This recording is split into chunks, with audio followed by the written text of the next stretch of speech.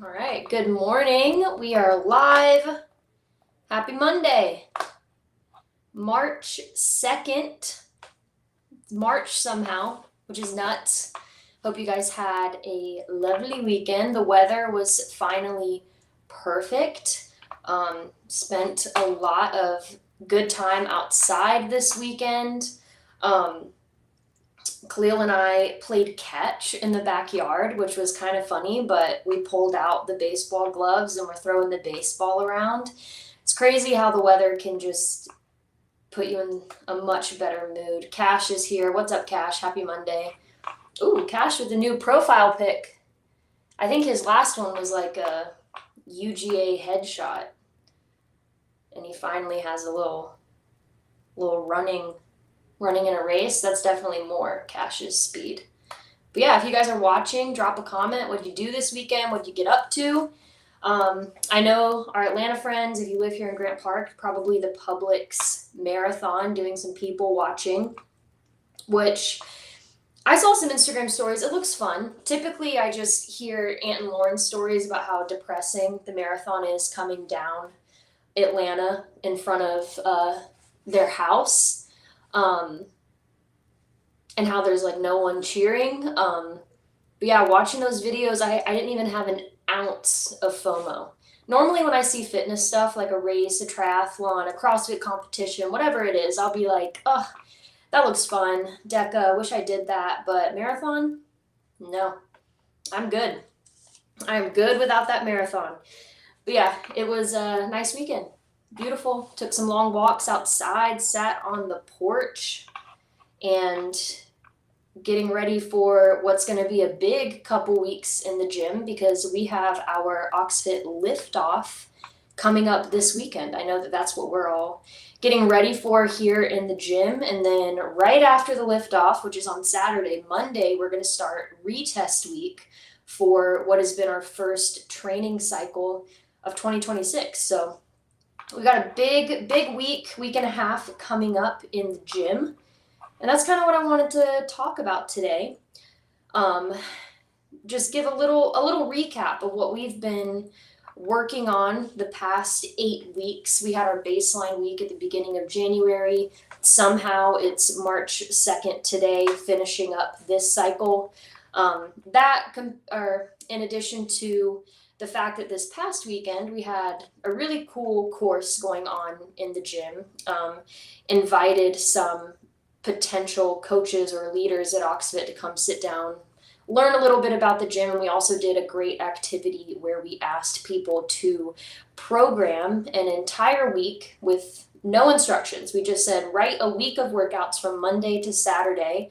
And then that just kind of led to some really fun conversations about why we program things the way we do, why I write workouts the way I do, why, Ant taught me to write the workouts that way.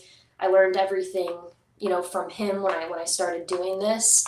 But I think it would be cool to give a little behind the scenes today of like, what does a training cycle actually mean? And how do you get results? How do you get to the end of 8 weeks, you fill out that scorecard and you see PRs all the way down the list? And it might be, a little bit more than you think than just showing up. There has to be some intention behind it. There's a lot of thought that goes into it on my end, creating the workouts. I don't just buy the workouts from somewhere. I don't throw them into ChatGPT and let it spill out 8 weeks of workouts. They're truly made for you guys and made for Oxfit. That's Oxfit's product, right? Is the workouts that we do. But yeah, I'm super pumped to see all the results, especially because last week we kind of checked in on our strength with those 2 rep max lifts for our key lifts this cycle: bench press, back squat, and deadlift. And as you may have guessed, no secret why those are the key lifts for every spring, because that is what we're testing in the liftoff. So we like to pair that event and those lifts with the first training cycle of every year. And yeah.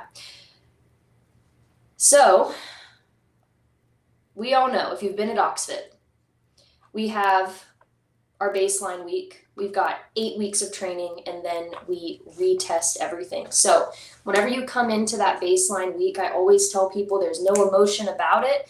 You're just coming in, you're trying to get to as many days as you can, all of them if possible, and all we're doing is collecting data. You're just trying to fill out that scorecard. You're going to try your best every day. That is your starting point. No feelings about it. It just is what it is. And then weeks 1 through 7, that is what we're working on. That baseline week is our anchor. Now, that doesn't mean that if during baseline week we are doing deadlifts on Monday and gymnastics on Wednesday and dumbbell snatches on Friday or whatever it is, that's going to happen every single week. You guys know that it is extremely varied. Days are different every single week. The equipment we use is different. But either way, weeks 1 through 7, whether you know it or not, you are working on getting better at all of the things that are on that scorecard for baseline week. Building your strength, increasing your work capacity, and then developing specific skills that we're working on, whether it's, push-ups and strict pull-ups and double unders, or maybe it's toes to bar, whatever is included in that cycle. And usually whenever we start week 1 going to week 7, especially with our lifts, you're going to see our reps decreasing as we go. So we'll do heavy sets of 8 or 10, and those are going to narrow down until we get back to baseline week or the end of the cycle where we do those heavy sets of 2, heavy sets of 3, whatever it is. But you'll also see fluctuations in difficulty. I always think about week 5. I typically try to make week 5 a very, very hard week of training, because week 4, week 6, I go a little bit easier. And week 5, we do some really heavy 5 by 5. So 5 sets of 5 for our key lifts. And normally people are pretty wrecked after that week. But the work that we put in week 5, I think really reveals itself in week 7, week 8, retest week if we stay consistent. And if we are consistent, that's going to be the key word today, consistency. If we are, then when we get to retest week, I find that a lot of people are surprised at what happens. And that surprises me, because I'm like, well, do you guys just black out when you come into the gym? You've been putting in the work, but I don't think people realize the work that they're putting in directly relates back to that baseline and retest. It's not 1 week of workouts, random shit for 8 weeks, and then we come back and retest and just hope that because we've been working out, we got stronger and fitter. No, there's going to be a road to retest week that I try to follow to give you guys those great results. So I think this week, this is a perfect time to reflect on this past cycle. Think about, the habits you had, what you did that worked, what you did that didn't work. And you probably already know if what you were doing was working based on those 2 rep maxes last week. And based on the number of stars I saw on the leaderboard, I think it was crazy. I don't want to say everyone PR'd, because I know they didn't, but pretty much almost everybody had a gold star next to their bench press, back squat, or deadlift from last week. And the first thing I'll say before we get into any of this is, if you're not working out at least 3 times a week, coming to 3 Oxfit classes, the program is not the problem. We just need better consistency. So if you have any questions about why you haven't done X, Y, and Z, why this still feels hard, if you're not coming 3 times a week, that's going to be my answer. Oh my gosh. I don't know if you guys can hear that, but Kayla is working on someone in her office and they are yelling. If you didn't know, Kayla is a physical therapist and does dry needling. I realized there wasn't a whole lot of context to that. Kayla's working on somebody. But yeah, they're in there yelling. That's crazy. All right, so what happened between January 1st and last week that helped us with all of those gains that we've already seen? A lot of things happened, but the first, focusing mainly on the strength training, because I think that's what is on all of our minds right now with the liftoff coming up, is we've been doing a lot of lifting under fatigue. And a lot of times you guys complain because you're so tired after the workout, and then you get to the lift and you're like, I know I can do more, but I'm exhausted. But when we lift under fatigue, we're forcing our body to produce strength when you're already stressed. That builds deeper adaptation. So when you lift fresh on retest week, your body feels over prepared. Or if we lift fresh in general, which is what we did last week, I let you guys come into the gym, warm up, and immediately build up to a 2-rep max, which is very rare. During our training, I don't put any expectations on you. Your coaches don't put expectations on you. We lift based on feel, and we just give our best effort and our best form for that day.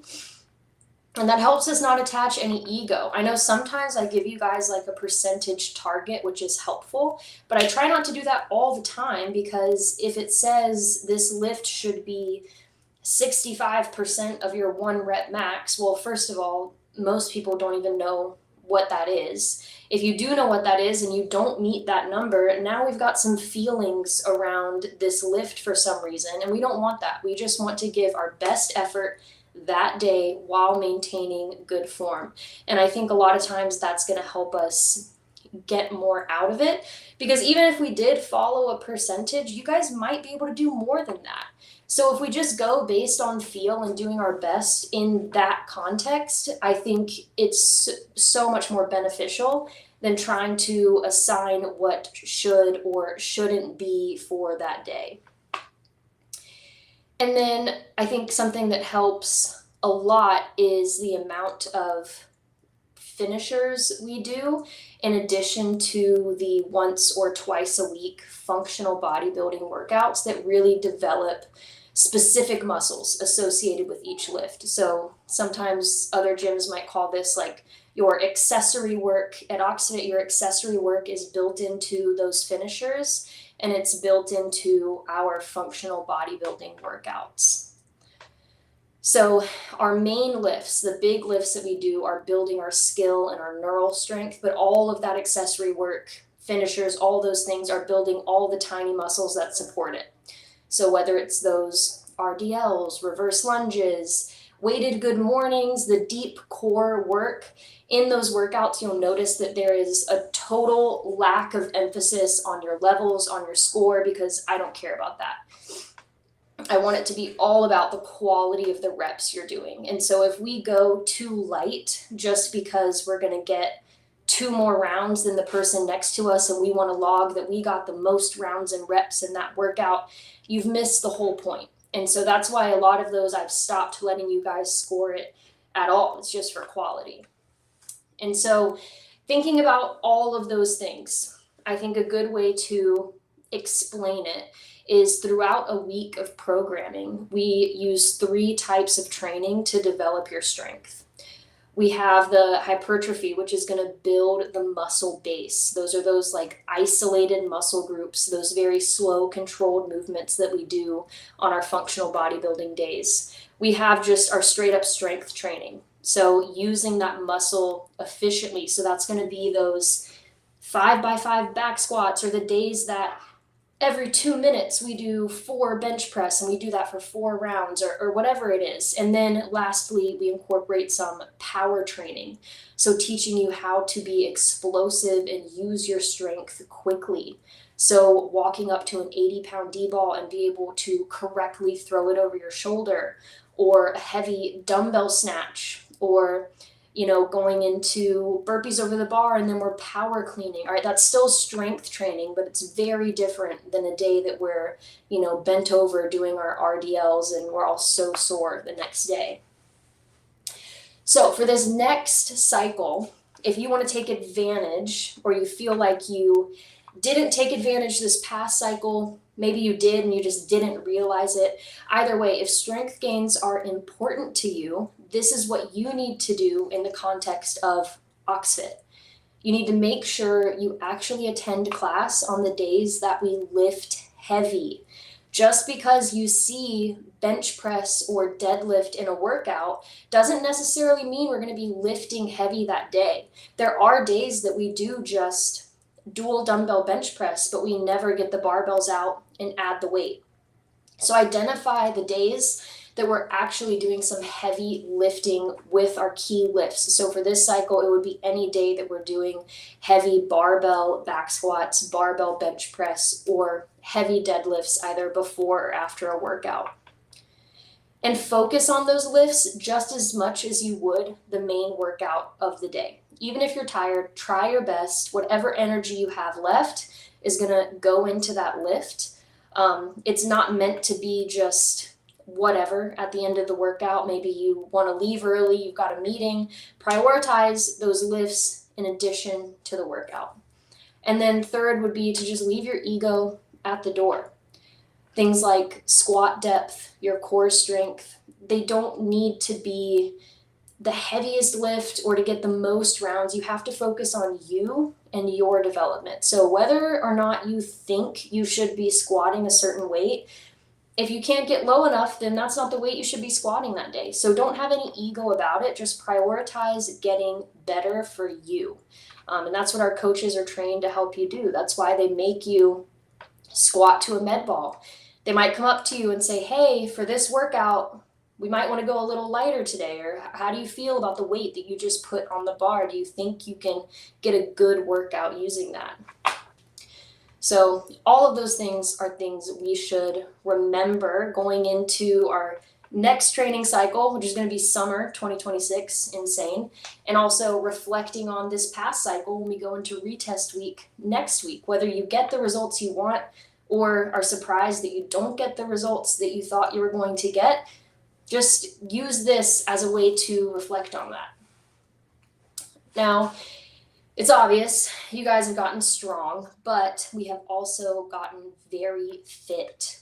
And most of that comes from you guys pushing yourselves in the workout and getting really uncomfortable. But the way the workouts are structured matter as well. So the first thing is that there is a variety. It's never the same thing. It doesn't get boring. And I think that is a really big thing. If every single day you came into Oxfit and your workout was 1 minute of this, 1 minute of this, a minute of this, and then we rest, we do that 5 times. I love those workouts. Do I want to do that every day? No, that would be so boring. Would it be effective? Yeah, if I was able to push myself every day, but I probably won't because I'll be tired of it. So we like to have variety in our workouts. Ooh, this is good, Cash. Pause. Would you put a weight vest on for pull-ups and pull yourself a quarter of the way up? Why would you do the same thing with squatting?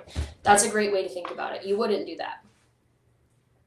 And people do that with the weight vests. Yeah, that's a great way to put it. What was I talking about? Variety. Yeah, we don't let it get boring. And then the next thing, and this kind of encompasses all of our workouts, is I try to give you guys a forced stimulus. So every day I could have you guys come into the gym, you'd look at the screen, and it would be, you've got to do this amount of reps, you've got to do this list of movements, and this is what it should feel like. This is about the time that you should finish. Have at it. And there's a lot of gyms where that is still how it is. Every workout is for time. You have to just somehow figure out what you're supposed to be doing, what level is right for you. And we don't do a lot of that because I think it puts too much on you guys, when instead we can restructure the workouts to take that pressure off of you, to take the pressure off your coaches to constantly have to tell people to do more or less weight or more calories, less calories. And that's why you wouldn't see a workout that is 4 rounds for time. You'll see a workout where it is, we're going to do 1 round every 4 minutes, and we're all going to start the next round together, and we're going to record the fastest one and the slowest one. So that gives you a much easier time frame to think about. Okay, can I do 12 calories, 24 wall balls, and 12 box jumps? Can I do that in 4 minutes? Yeah, but I probably need to use a 10-pound wall ball or else I'm going to get stuck. Like, That is so much easier to think about than looking at a workout in its entirety and trying to decide what is appropriate for you. And that's also why when we have AMRAPs, I like to give you guys 1 minute of rest in between your rounds, because it gives you something to look forward to. It keeps you pushing the pace. You know you're working for 20 minutes, but I'm going to get through this round because I know as soon as I do, I get to rest for 60 seconds and then I'm right back to it. And all of those things are helping you get what you need to get out of the workout. If those weren't there, you would come in and for 20 minutes every day, your heart rate would probably do this, and you would never get better because you're just going to be doing the same thing every single day. And then we also help develop your fitness by variations in levels. So level 3 is not always a 95-pound bar for guys and a 65-pound bar for ladies. It depends on how difficult the week is. It depends on how many reps I'm asking you to do. The same thing with calories. On week 5, I might give you guys a really aggressive goal for your calories. We're going to try to get 18 calories in 1 minute. That's hard. Or the next week, I might lower it to 12 or 15. So these things change as well. That way you're not always faced with the same challenge every time you step up to a machine, every time you step up to a dumbbell or a barbell. So how do we maximize all of those things, all of these workouts to improve your fitness? And I think the biggest thing is don't skip the stuff that you hate. You probably just need to scale it a little more appropriately. So if you hate running, you hate burpees, you hate thrusters, all those things, make a point to come to those workouts and try your best. I bet if you focus on those workouts for 2 or 3 weeks, you will no longer hate those things the way you do today. The next thing is you need to know what your goals are. So if your goal is just to get fitter, to improve your cardiovascular endurance, and that's it, you don't need to force yourself to work on things in addition to that. And what I mean by that is if there's a workout that is meant to be a long cardio workout and it has toes to bar and double unders in it, well, I'm not going to have you stand at the jump rope failing double unders when you could be getting more out of this workout by scaling. And that's why your coaches are going to come up to you and say, what is your goal? I will help you get better at double unders every single class until you are able to do 100 in a row, but only if that's what your goal is. I'm never going to force somebody to learn how to do that if they just don't care about it. If they just want to get fitter, I'm going to say, great, do your singles, and then we're getting back to the run, or we're getting back to the V-ups instead of the toes to bar. So that's why you need to know, what do you want to get better at? And your coaches can help you get there. So your key for the next cycle in total is going to be 1, consistency. If we're not here at least 3 days a week, nothing else matters. Let's build a better routine and get consistent in the gym. Number 2 is going to be intention. So what happens when you show up?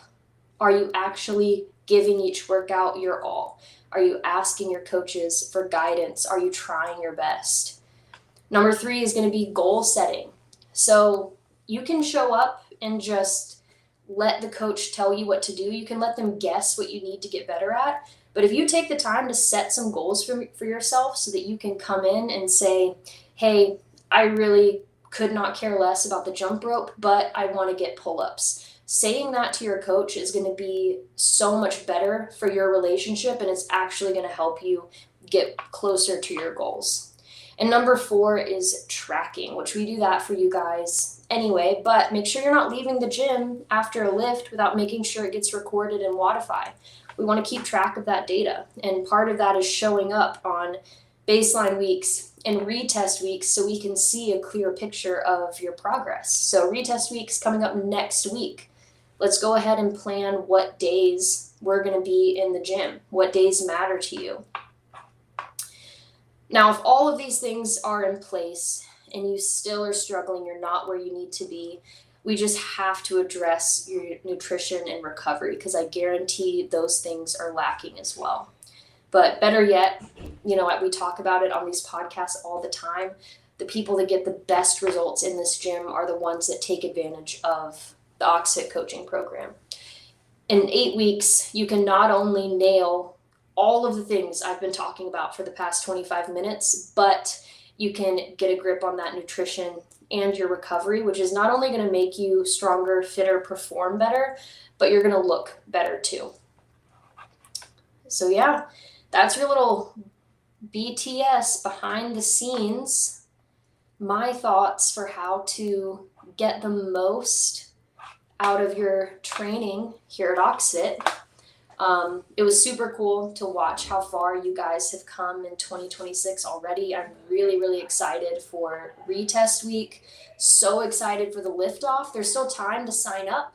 You got an email about an hour ago with a button and a code. You can click the button, sign up on Competition Corner, enter the code OxFitAthlete. We're going to start at 9 a.m. on Saturday here at OxFit Grant Park. Give everybody a chance to max out on their back squat, bench press, and deadlift. So if you haven't signed up, go ahead and do that. Otherwise, I will see you guys in the gym this week. I'll see you at the liftoff, and I will definitely see you next week for retest week as we fill out all those scorecards. Hope you guys have an awesome Monday, and I'll see you around.